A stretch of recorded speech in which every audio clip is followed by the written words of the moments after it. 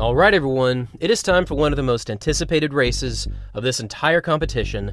It is time for the women's 400 meters in this year's World Track and Field Championships in Tokyo, Japan. Going into this competition, it was already looking extremely exciting that we got to see Sydney McLaughlin-Levrone compete against Marilady Polino and Salwa Eden Nasser. But after the semifinals, things got beyond hyped, because what Sydney McLaughlin-Levrone did changed the way that everyone was looking at this event. In the semifinals, McLaughlin-Levrone threw down a 48.29, which shattered the American record, which coincidentally was broken exactly 9 years before Sydney ran this time, but it was really the way she ran it that shocked everyone.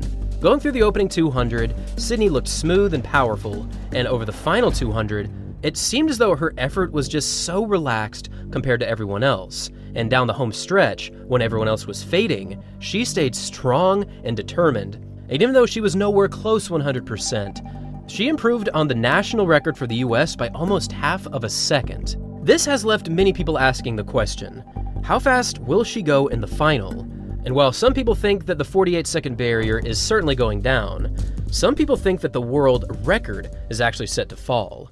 Now, the world record goes all the way back to 1985, when Marita Koch ran a time of 47.6. This time has stood for 40 years, making it one of the longest-standing world records in all of track and field. But given McLaughlin-Levrone's abilities in the semis, and also given her abilities to clearly peak at the right time, some are saying that the world record is set to fall. And there's actually one person that thinks that Sydney could break 47. Now, in addition to Sydney McLaughlin-Levrone's appearance, she will be competing against Marilady Polino of the Dominican Republic, who was actually last year's Olympic champion, and she ran a 48.17. This time places her at number 4 all time. But there's also one other athlete that is also in the top 4.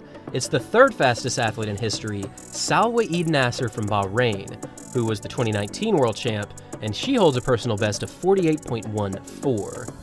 Now, beyond these big three, there's actually something that happened in the semis that not many people realized. Just to qualify into the final, you had to break 50. So in addition to these big three, we've got Amber Anning, Nikisha Price, Natalia Bukovička, Roxana Gomez, and also Henriette Jaeger from Norway.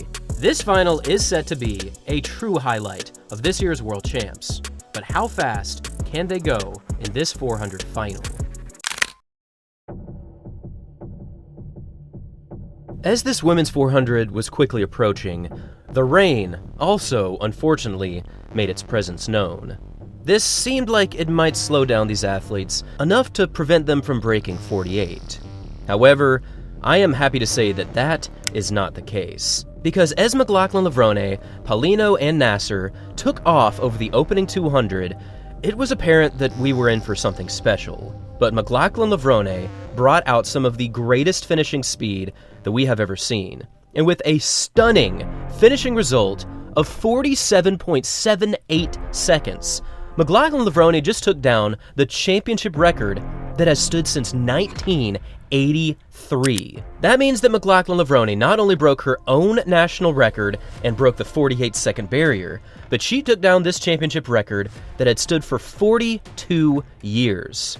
This was an absolute assault on the record books, and many people are already speculating, did the rain slow her down enough to prevent her from breaking that world record?